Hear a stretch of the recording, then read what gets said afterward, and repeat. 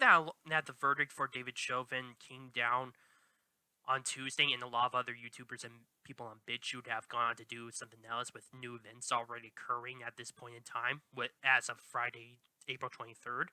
But I have to say this: David Chauvin, what happened to him is probably one of the greatest injustices I've ever seen in the United States. This shouldn't have happened. The entire trial basically was already seemed like it was destined from the start that David Chauvin, despite the evidence, was guilty for killing George Floyd. Hell, just even the charges, they were insane to be labeled manslaughter. I would at least understand to extent, because that would require the killing of a person, but without any intent to actually do it. But with murder in the second and first degree, which requires intent, that makes no sense.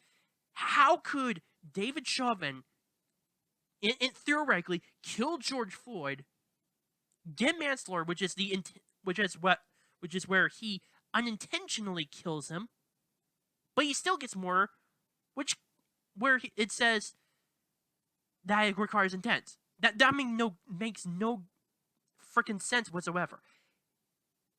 And I have to just look at the evidence with what happened within the trial, because of course there was the issue with George Floyd's drug dealer who was giving him fentanyl and a lot of this other crap. Apparently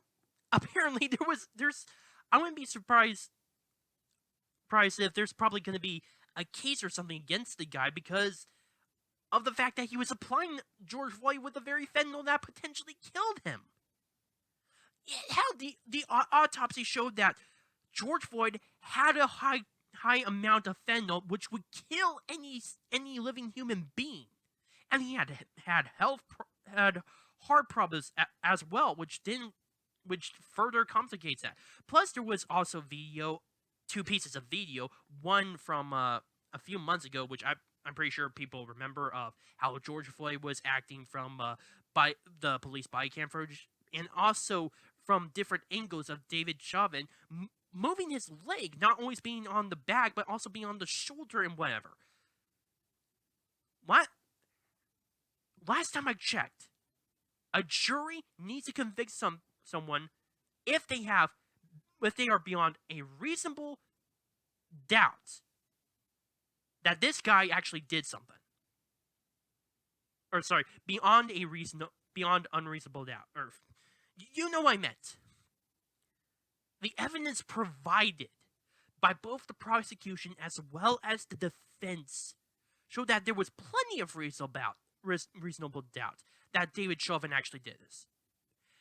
There was plenty of reasonable doubt that David Chauvin even potentially had any influence of killing the guy, of killing George Floyd.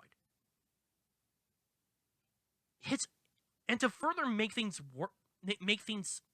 worse, because the chief head of the department for the Minneapolis police went on to testify that he was trained in the exact same way that David Chauvin was into dealing with anyone like George Floyd, to just de-escalate and just to stop him if he's being resistant.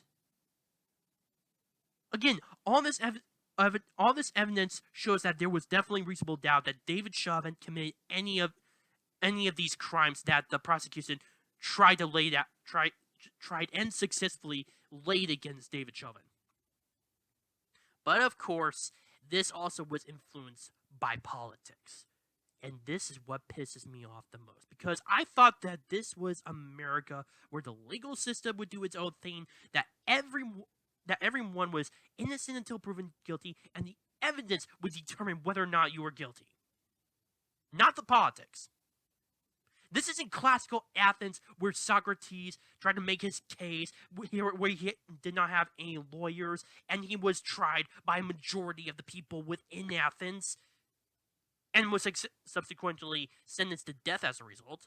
No, this is the United States of America, which it has a legal legal system that is different, which has lawyers and requires a non as non-biased a as much of an unbiased jury as possible. And they still convict him because of the politics. Not only of BLM continually threatening the jurors, and even the judge, but Maxine Waters, just a day before the verdict came out, Maxine Waters went on to say, if there isn't whichever the verdict it is, we should get confrontational. This already shows so much wrong with the case. It should have been a mistrial before the jury convened. But that didn't happen.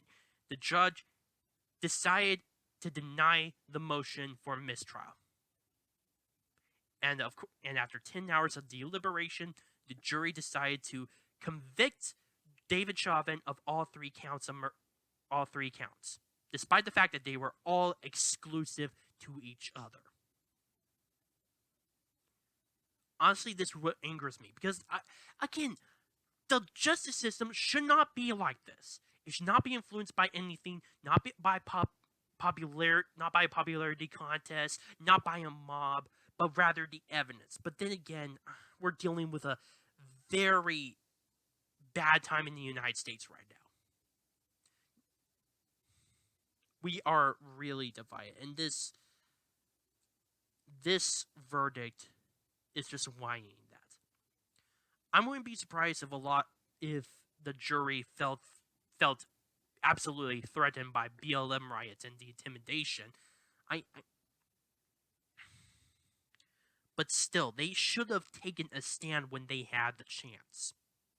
The jury should have taken a stand when they had a chance. The judge should have said that this was for mistrial when he had a chance. But they didn't.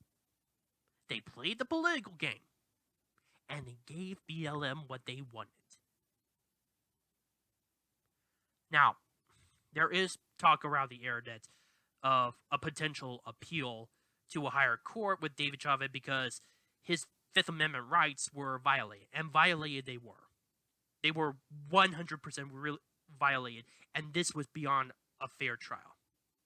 And it was heavily tainted. Now, is there going to be... will the appeal succeed? I hope so. That's all I can say. I hope so. I don't trust the justice system right now. Because now it's plagued with politics.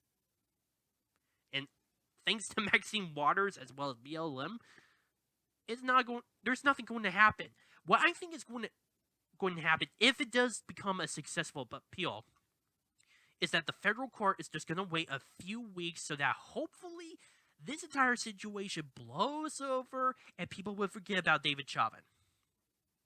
Then they go back to the case. He gets the appeal. He walks out.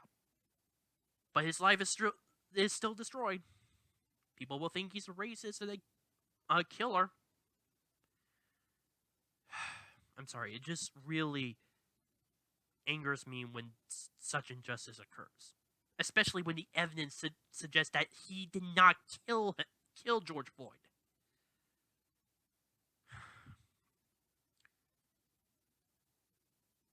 You want to know what's the worst thing about this?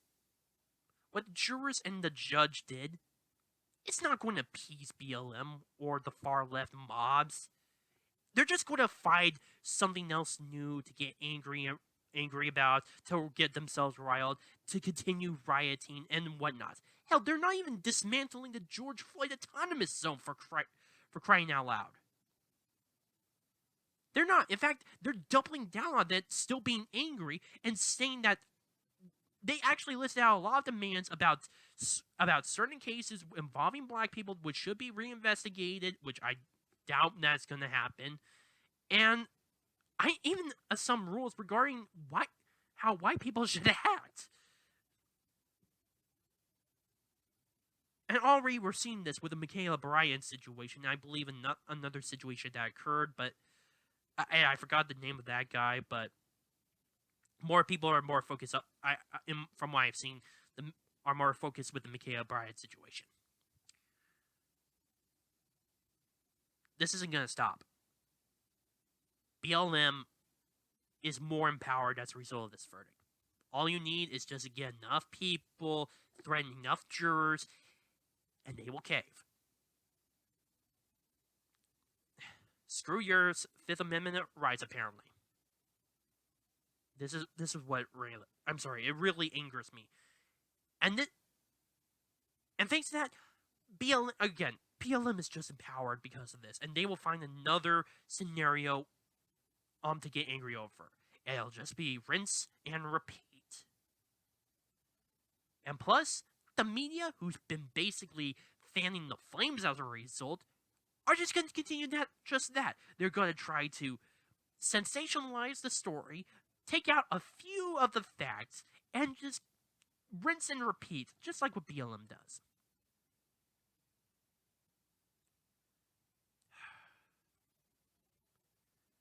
This is just going to cause further division as a result. In fact, it already has. While I understand that there's already a drop of support for BLM, there's still a lot of people that support this group, which is insane to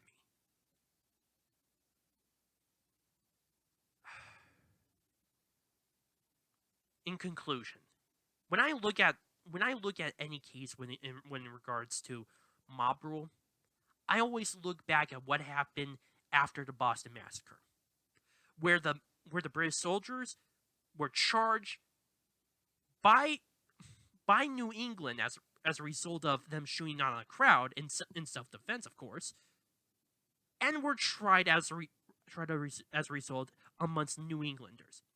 But instead, the New England jurors who were probably intimidated by the mob, which were the Patriots, unfortunately, decided to find these men, except two who were given manslaughter, not guilty verdicts.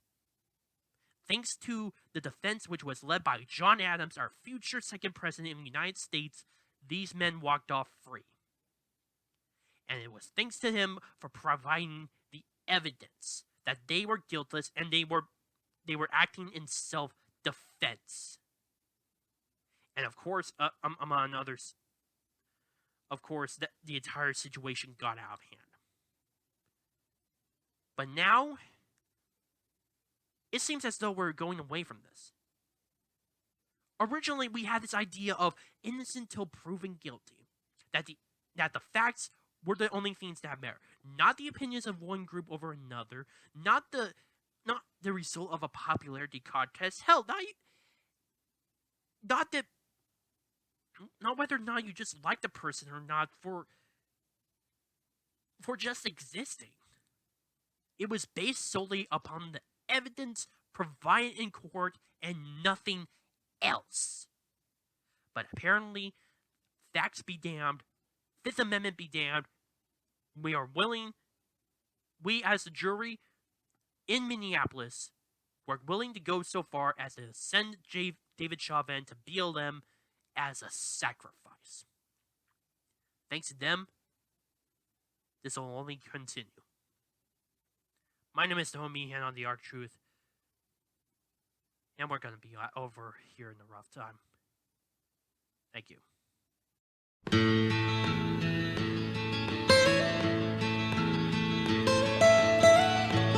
Almost